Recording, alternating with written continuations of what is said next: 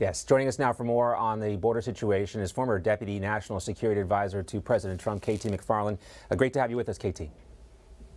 Pleasure and an honor always. Thank you.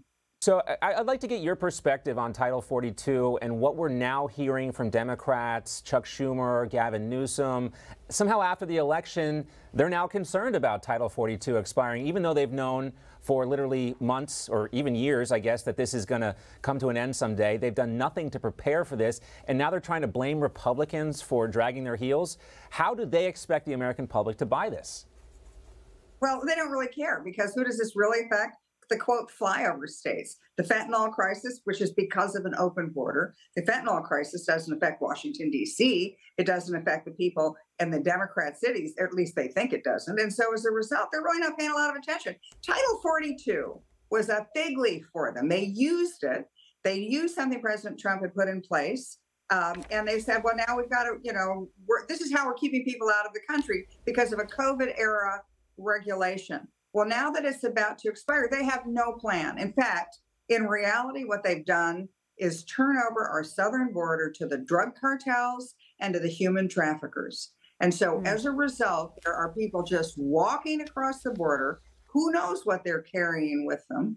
And they're just being dispersed on their own throughout the United States. It's a humanitarian crisis. It's an economic crisis for sure.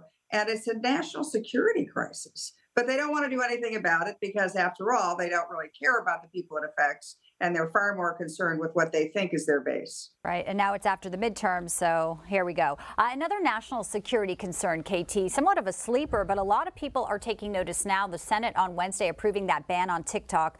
It's on the government phones and devices. Of course, this is amid security concerns. Its owner is ByteDance. And what about is China and the CCP surveilling us? Now, it comes as a list of states are moving to ban the app. We want to put that up for the viewers to look here. There's quite a number of states, but obviously this is overdue, many believe, especially when you hear FBI Director, even Christopher Wray, saying it poses huge security concerns. Your take on how they implement this, especially knowing the popularity among the youth? Okay, so here's the issue. In the Trump administration, we understood that TikTok was owned by, basically indirectly, but by the Chinese Communist Party.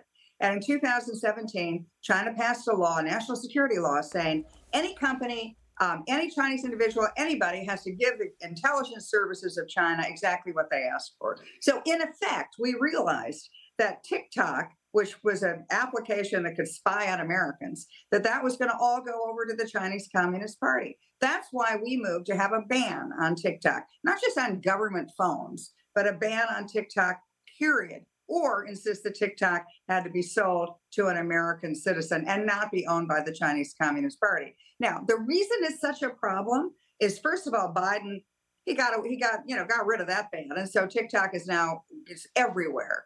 And what TikTok does on your phone, if you have that app on your phone, by the way, if you have that app on your phone, delete it right now. Yeah. Because here's what it does: it has access to your contacts, it has access to all of your emails. Even when you're not using the app, it has access to your camera. It has access to your microphone. So it's listening to whatever you're doing, and it's watching you. Now, that's pretty creepy. But what's terrible, what to do with it next is what the really dangerous part is. They then start feeding people what divisive, propaganda, influence peddling, so that, let's say you're a 15-year-old girl with body image problems, you're getting fed by TikTok. You're getting fed things about body image, about suicide, about horrible stuff. And so it's not only creepy that they're listening into everything, but then what they're doing to brainwash the American public. And, the real problem is, as you said, Bianca, it's kids. It's under 25-year-olds, under 20-year-olds. It's 13-year-old kids who are using TikTok as their major source of information. So those kids, they may think they're keeping something from mom and dad. They're keeping secrets, but they're not keeping any secrets from the Chinese Communist Party. Bingo, exactly. Well put, KT. KT, let's also talk about Ukraine. Authorities there say explosions have occurred in at least 3 cities just today. They are also claiming that Russia launched a major missile attack on energy facilities and infrastructure sites. We also have the Senate passing this massive military bill yesterday, providing more funding for Ukraine. There's some concerns about the accountability of where that money is going and how we can track it. What is your suggestion? I mean, what needs to be done? I'm sure you understand the importance of fighting back against Russia and Ukraine, but also at the same time, taxpayers want to know where their money's going and how it's being used. Well, what happened is that Vladimir Putin's initial plan to get rid of the Ukrainian government and to seize control of the country, that failed. He couldn't do it militarily. So in the fall, a couple of months ago, he switched tactics. Now the tactic is to absolutely destroy the civilian infrastructure, deliberately destroy the civilian infrastructure in Ukraine. No electricity, no running water, targeting hospitals, targeting schools. So he's either going to kill everybody left in Ukraine, or he's going to force a massive refugee crisis throughout Europe in hopes that either Ukraine gives up or that the countries supporting Ukraine give up. You know, before this all started, Ukraine was considered one of the most corrupt countries in the world, even more corrupt than Russia, believe it or not. So their question should be, where is the money going and what are they getting for it?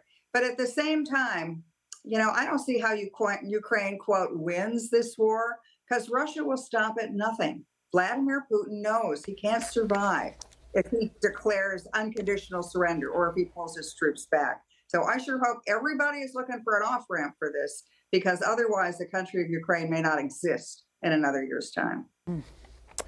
KT McFarland, sobering assessment, but great information nonetheless. Great to see you as always. Have a wonderful weekend.